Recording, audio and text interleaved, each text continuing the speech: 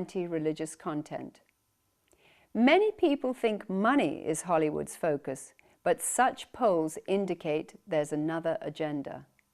Many times you've heard that the god of Hollywood is money, and that these studio executives are willing to do anything, put anything on screen to make money. And that's true to a certain extent. But I've found from personal experience that one of the bigger gods of entertainment is actually the anti-Judeo-Christian bias that exists within the studio system. What many people don't understand is that the studios that are producing the films are the same ones that control what gets shown in the theaters. The production companies that are producing television programs are the same ones that control the stations. And so there's, across the board, there's a anti-Judeo-Christian value message that's permeating this whole communications process. And for the last 40 years, we've been bombarded with this message that is desensitizing us to values that many people prior to this have held dear. Independent film producer Mel Gibson is a prime example of how major studios attempt to ban films that promote Judeo-Christian storylines. Mel Gibson was inspired to make The Passion of the Christ back in the early 90s. And during this time, he had approached the studios about trying to get backing for the film, and they all turned him down. One of the things that he wanted to do was be as accurate as possible in the presentation of the Gospels, of the events leading up to the crucifixion. And they didn't like that. Now, Mel, one of the things that he wanted to do was make the film in the actual language that was in vogue at the time. And I think that frightened the studios a little bit.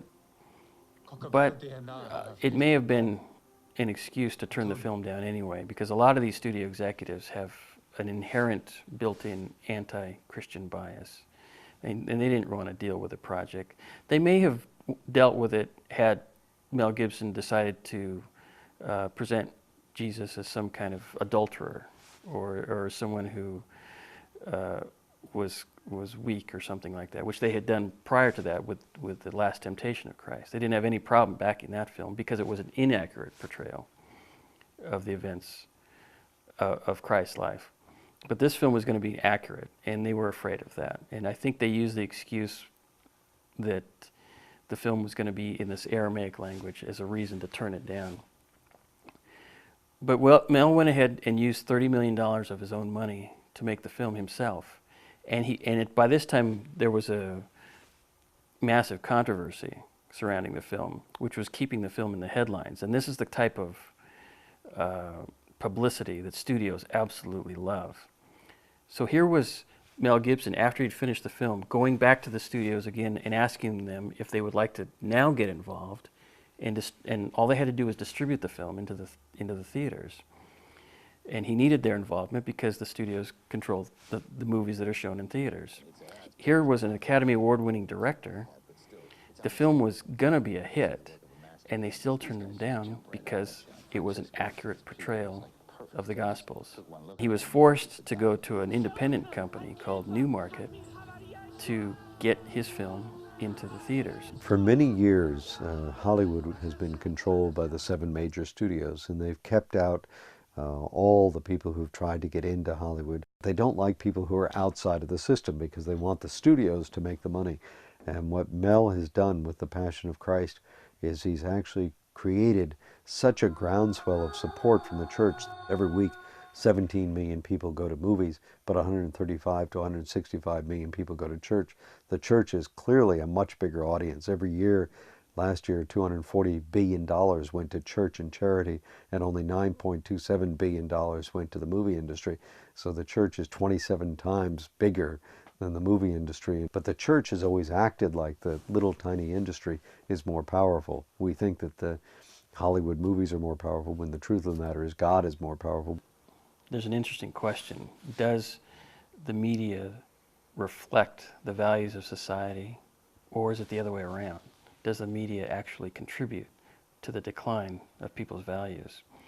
I would tend to agree that the media, because of its powerful nature, tends to contribute to the decline of values in families and in this country. The media has a targeted audience that they want to reach. The audience is the 14-year-old boy or girl.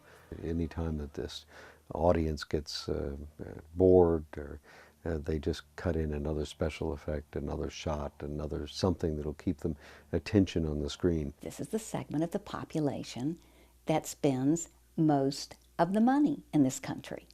And the secret is to get them while they're young. Get them when they're first beginning to get control of the dollar and spending those first dollars. Because if you can get them loyal to, for example, a particular brand or a particular network, you got them hooked for life. A couple of years ago, the LA Times said, who is the most powerful person in Hollywood? It's not Steven Spielberg. It's not Ted Turner, certainly, because he's lost his job. It's not Steve Case, who founded AOL, Time Warner, because he's lost his job. It's not Michael Ovitz, who can't get a job anymore, and he was called the King of Kings in Hollywood. It's the 14-year-old. A lot of movies are tested on 14-year-olds. They're concerned about hitting the 14-year-old where they are in terms of their limbic system is controlled, their emotions control their body, their raging hormones mean they want to see more sex and more violence in their life, and they get addicted to the sex and violence that they see in the media, and then it conditions them and gives them the models, the scripts of behavior for later on in their life, which are destructive to forming good relationships and destructive to forming families. There's been a tremendous change in my lifetime of what's allowable on television. When I was a very young kid, I remember watching shows like Leave It to Beaver and Father Knows Best, I Love Lucy, where they had the separate beds, and which seems maybe comical now, but it's getting to the point where it's anything goes on television. You can present witchcraft, you can present premarital sex, adultery, homosexuality, abortion. These are now normal things, and they're presented to our kids as normal things. And there's a whole generation that's growing up thinking that these things are just the norm. In attempts to be more outrageous to draw important ratings, television goes beyond the boundaries of decency. In an almost unbelievable sci-fi alternative reality TV show, 5 actual real live occultists invite guests to live with them in their house and partake of their dark arts and magical rituals. A blood-drinking vampire claims to get his spirit being replenished through sexual pagan practices. Drinking blood is a means of transferring life force or energy. A voodoo priestess, originally from a Christian home and whose father was a Christian minister, is now involved in what she calls the sacred religion of African spirituality. I am a priestess in the African traditions, a student of Ifa, Yoruba, Santeria, Lukumi, and Voodoo. A witch who is the author of a handbook for teen witches practices her religion called Wicca and specializes in the casting of magical spells and practices of sex for occult power. I'm Fiona and I'm a witch. A modern witch is someone who honours nature as sacred, recognises a goddess as well as a god. I've been practising witchcraft for over 17 years, but I only came out of the broom closet, so to speak, about 6 or 7 years ago when I decided to write my first book about the craft. A pagan nudist describes himself as a naturalist and promotes raw food nourishment and vegetarianism. I live by a mantra. It's an affirmation that I say to myself every day, and that is, today is the best day ever. Today is the best day of my life. What I've seen from raw food nutrition is the ability to manifest that, to create that as part of my reality on a day-to-day basis. And a man calling himself a modern primitive hangs himself from meat hooks pierced through his back for spiritual growth. He says he learned mind transcendence, a trance-like state or altered states of consciousness, through the practice of yoga and Eastern meditation to accomplish his suspension. Piercing or getting into more permanent things such as tattooing and branding and scarification. It's been a love of mine for many, many years. I remember as a kid seeing an individual who was very heavily tattooed and very muscular, and I was only about maybe 6 years old, and I remember that sticking with me to this day. The show's website provides links to websites and resources of other practitioners of voodoo, Wicca, vampirism, body piercing, and nudity. Its visitors are able to learn more about the dark arts glamorized through the TV show, thereby having the potential to be exposed to other base and hardcore horrors, spiritual dangers, and physical violence, which desensitizes youth. Violence, unless curtailed, incites more violence. One of the biggest examples of the media's influence has been the 17 kid killings that have occurred. Those are 17 kids who went out and killed other kids. They went out and started killing their friends and neighbors in schools. They just copied the violent video games and movies that they'd seen. One of the most egregious and horrible examples, of course, is the Columbine murders. And the head of CBS television said something that I would never dare say. When he was testifying before Congress, he said, if anybody thinks the mass media didn't have an influence on what happened, they're an idiot.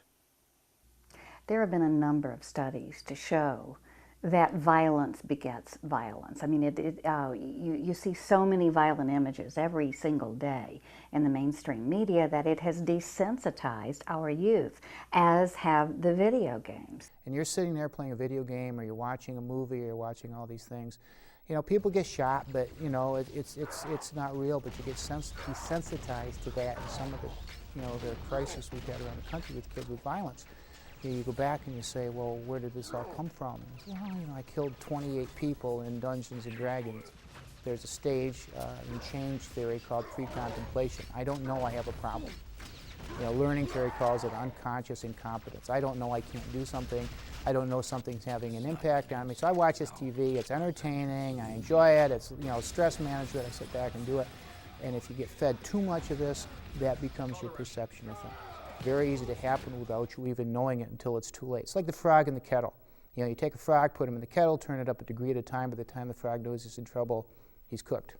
And you couple this with a child whose parents are in the workforce almost all the time, or maybe they're a product of a single home, and the mother or the father that has custody of the child has to work so much of the day and has very little time for the child, and that becomes the whole child's worldview. It becomes acceptable.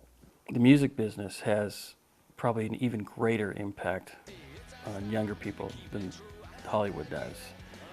Young people just seem determined to emulate the rock stars that they follow, and anything goes, whether it's a message of premarital sex or drug use or Satan worship or paganism. It goes beyond the lyrics. It goes to the lifestyle of the rock stars themselves, as far as the power that they wield over their fans.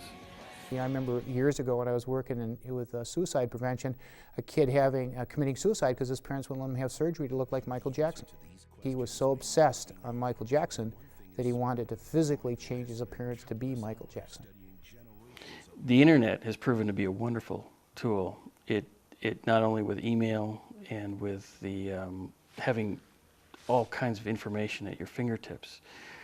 However, I think the internet's ultimate legacy is going to be a negative one, in the fact that it's the vehicle which brought the most base forms of hardcore pornography into the homes where children have access to it. The internet has made pornography available to anyone in our society, and surfing the net has become second nature to our children. The internet provides easy access to sexual images, information, and chat rooms that lure millions. A destroyer of marriage, internet dabbling draws spouses away from total commitment to their marital relationships. It can give instant gratification, satisfy with online fantasies, and can result in internet addiction. Today's media bombards men with sexual images, and even within the church, there is runaway sexual addiction. According to one poll, 1 out of every 10 men who attend church regularly are dealing with sexual addiction. In 2003, those pastors who admitted it amounted to 37% who